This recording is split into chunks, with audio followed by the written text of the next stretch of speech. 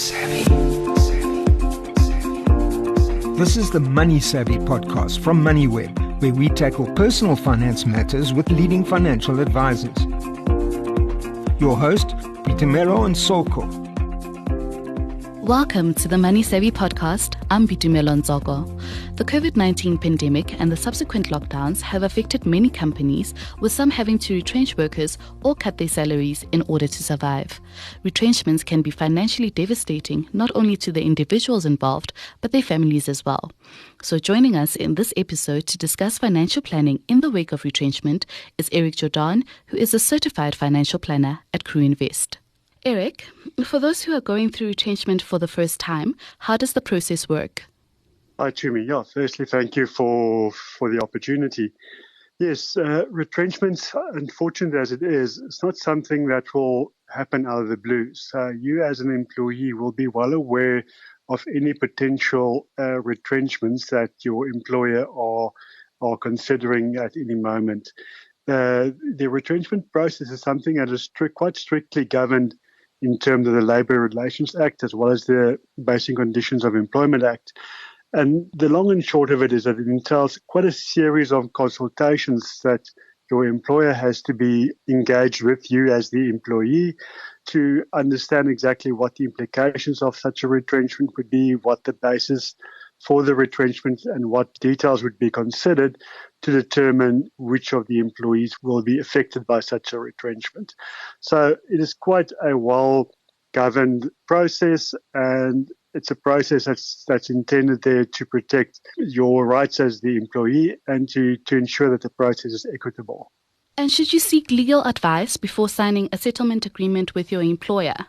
If at all possible, it's always good to get the input of an independent legal advisor just to ensure that your rights as entrenched by the Labour Relations Act and Basic Conditions of Employment Act is in fact adhered to and you are getting your rightful interest in the retrenchment process. Although that being said, sometimes it is not always possible financially to get the input of a legal advisor in such an instance.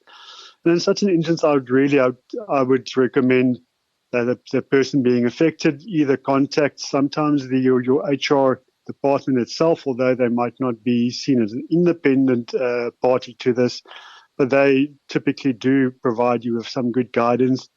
Alternatively, also, you could seek advice from either your financial advisor who would be able to potentially guide you in terms of your rights in such a retrenchment process as well. And then once you've been retrenched, what should be your next step?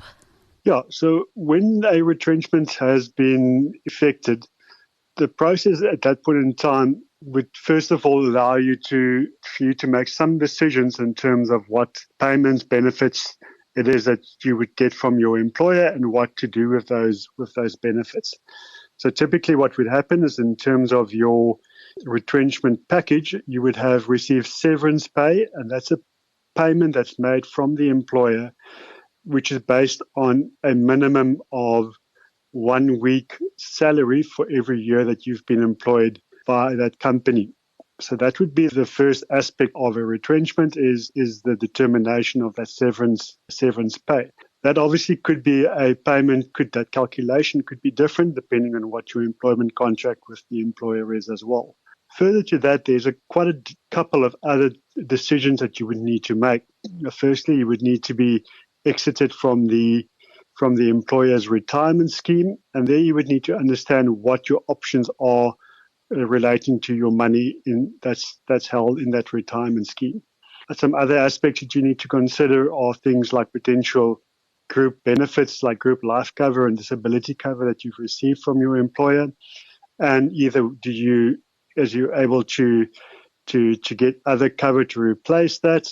And then another thing to consider as well is typically where you are a member of the company's medical aid scheme, how you would like to continue that medical aid, whether you continue that in your personal capacity, and then obviously what your options are there. And just on the retirement funds aspect of your severance package, what would be the best way to handle that? Yeah, so you have various options what to do with your retirement funds in the event of a retrenchment. And whatever would be best for the individual depends on what your actual needs, your goals, your plans going forward is. You've got quite a varied options that you could consider. The first of that is you could, what they'll call, defer your retirement funding. In other words, you keep your money in the retirement scheme where you were at the employer. You just no longer contribute towards that scheme, but that allows you then to, at any point in the future, to then make a decision whether you want to transfer that funds to a different scheme or whether you would like to withdraw from the scheme. That obviously is an option that you would need to be provided for in your employer's retirement funding rules. Alternative to that, you could also consider preserving the funds. So there you could go to a preservation fund at any of the various product providers, transfer the funds to that investment, and that transfer will happen tax-free. So no tax would be paid immediately upon that transfer. Once the funds are then in that preservation fund, you are then able to leave the funds there. You won't be able to contribute further towards that specific fund, but you are able to then make a retirement decision from the age of 55 onwards. Another option is you could transfer your money towards a retirement annuity fund if you might have one in your personal name, and that could also be a transfer that could happen free of any tax. Your last option would also then be to take a withdrawal benefit and receive that benefit in cash, and that would obviously attract some tax implications at that stage, but that tax implications need to be weighed up against what your cash flow needs are and your future plans, and where you would be able to provide for your future living expenses until such time as you're back on your feet again and are able to earn employment income. And then on the living expenses, what are some of the ways you can reprioritize your budget or scale down your lifestyle? Yeah, that's obviously a very important aspect to consider. And probably a different way of looking at that is to start off by looking at what are the essentials that you actually need to have in place. And there are things like, do you need risk cover, so your life cover, disability cover, if you can qualify for that? How important is that? And do you need to prioritize the cost implication or those premiums that you would need to pay to keep that cover in place? Another aspect to consider is your medical aid. Obviously, something that's very important, and if at all possible, a benefit that you would need to keep in place. What you would have to do, however, is to determine what your most effective plan would be, a most cost-effective plan, and see whether or not you could potentially scale down to a lower plan, and that could be more cost-effective for you at that point in time. And then really what you need to do is to look at your actual expenses, see which of those expenses are luxuries and which of those expenses are necessities, and really try and ruthlessly go through your budget and ask yourself the hard questions in terms of which of those expenses are really necessary. And until you reach a point where you know what your financial future looks like and there's a bit more clarity in terms of your future earning ability, is to try and cut that budget as far as possible and really to stay with the actual necessities that you do need to continue your life as is. And then are payment holidays advisable for those whose income has been reduced? And what are the pitfalls of this?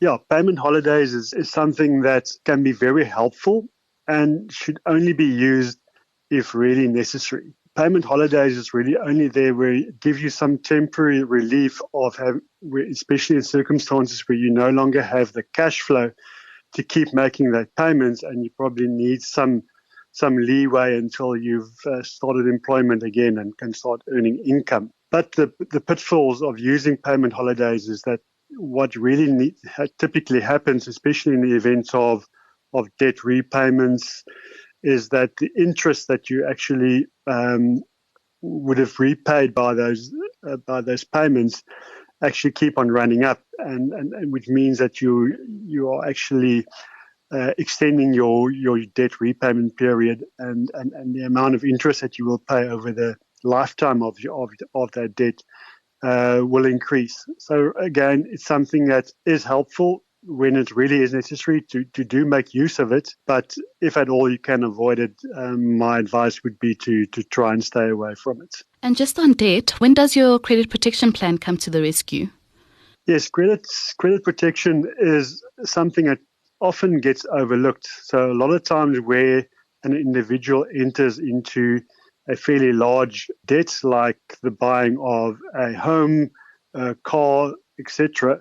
So those major debt events that you do take on, a lot of times the supplier insists that credit protection is taken out at the same time.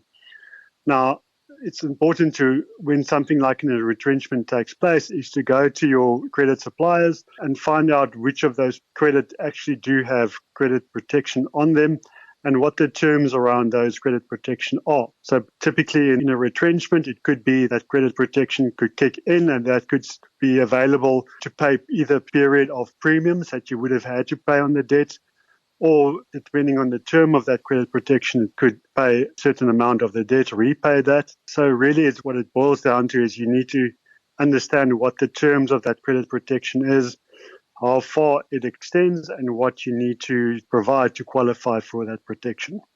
Once you have sorted your finances, what's the way forward? Yeah, so once you get a good handle in terms of what your future financial structures are going to be and what you've put in place to reduce your exposure, the first thing is to understand how you're going to get back into the job market. And that's important there to keep in touch with people in the industry, people that you've known while you were working. Keep close touch with those people because they are typically the ones who would be aware of new opportunities that would arise again sometime in the future. So it's never a good idea to burn your bridges, so to speak, when you leave your employer in the case of a retrenchment, because you never know where the next opportunity actually will arise.